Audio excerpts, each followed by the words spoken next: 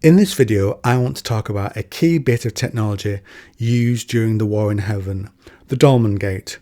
What is it, how it led the Catan to victory, and how the aeldari could use the Webway against the necron invaders who used this gate. Let's begin. First, the War in Heaven itself. It was an ancient conflict between the Old Ones, Masters of the Warp, and the Catan.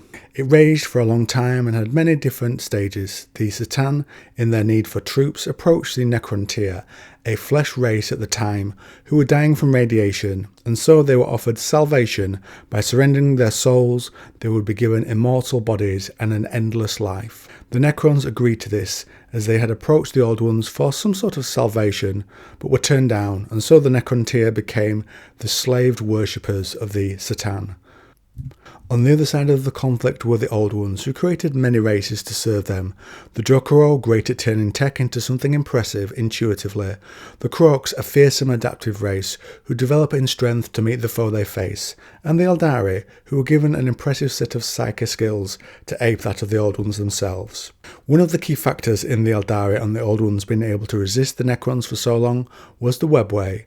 They could hide there or just stay ahead of the necron tier, moving around, and their gods, the Catan, appearing and disappearing before they could react. And so when the necrons were able to penetrate the Webway with the Dolman Gates, this was a game changer for the War in Heaven. It was like breaking into the last bastion of an army. They could no longer escape the metallic reach of the necrons. So what are these gates from the Codex Necrons? The portals offered by the Dolman Gates are neither so stable nor so controllable as those created by the ancient aeldari to access the Webway. In some curious fashion, the Webway can detect when its environs have been breached by a Dolman Gate and swiftly attempt to seal off the infected spur until the danger to its integrity has passed. As such, necrons entering the Webway must reach their destination quickly, lest the network itself bring about their destruction. Yet the Webway is immeasurably vast, and even these sundered skeins allow the necrons a mode of travel that far outpaces those of the younger races. It is well that it is so.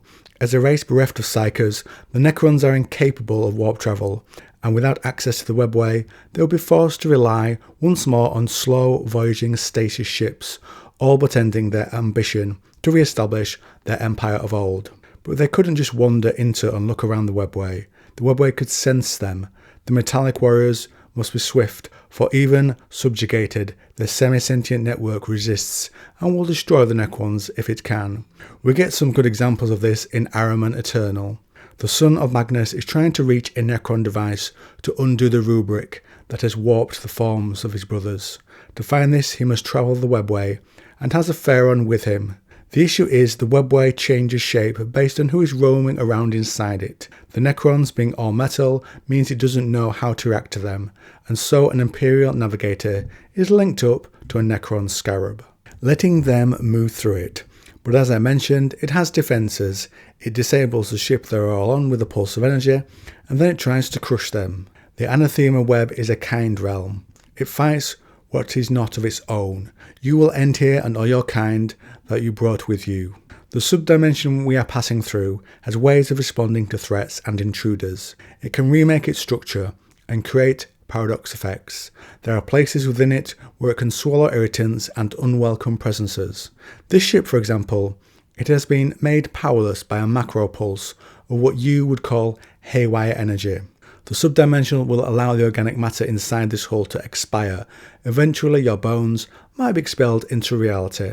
The walls of the Webway were already responding. The pressure and texture of the ether was altering.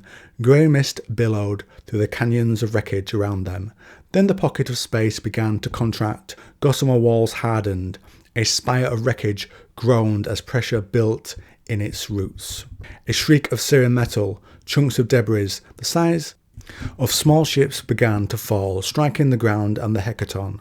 The Webway was going to try to kill them now. It was going to crush them and let their bones mix with the dead that had come before. But this isn't the only way the Webway can defend itself. It can also let the necrons in before unleashing a trap the aeldari will have set. Then something struck one of the necron craft, and space shattered. The weapon was the size of a small ship.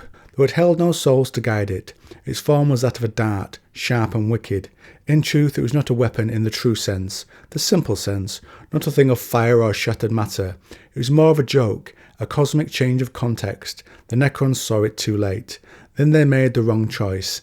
Lightning whipped from their ships. The dart vanished, but the device at its heart had already done its work. A jagged sphere opened at the point where the dart had been. It yawned. Inside its maw, the throat of the Webway crackled with fractured light. The maw engulfed two of the Necron ships, then closed, folding them out of being and into a pocket of the labyrinth dimension. From Ahriman Undying, that passage was. We mentioned in the Necron Codex lore that a Dolman gate was always hit and miss in terms of staying open, as the Webway fights against their invasion. Well, they might not have been Necron in creation, they might have been aeldari from the shield of Baal Devourer. Her thoughts were distracted, still lingering on the option presented by the Dolman Gate. Further technology granted to them by the wiles of the Satan. The Dolman Gates had been stolen from the Old Ones and their Eldar servants. There too lurked tricks and turns not anticipated by the naive Necrontyr, like the biotransference that had ensured their unending half-life. The Dolman Gates offered the unexpected and the unwelcome. There were access portals to the Webway, a means of travelling across vast distances at great speeds, and without touching reality.